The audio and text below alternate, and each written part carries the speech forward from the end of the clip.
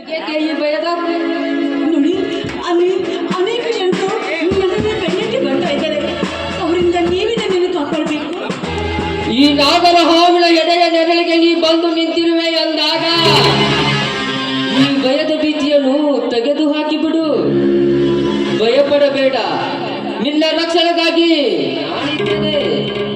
ಈ ಸುತ್ತು ಹತ್ತು ಹೊರ ದಾರಿಯೊಳಗೆ ನನ್ನಪ್ಪನಿಲ್ಲದೆ ಯಾರೋ ಬಂದಿದೆಯಾದರೆ ಇದೇ ಕೊಂಡಿನಿಂದ ಅವರನ್ನು ಶೂಟ್ ಮಾಡಿಬಿಡುತ್ತೇನೆ.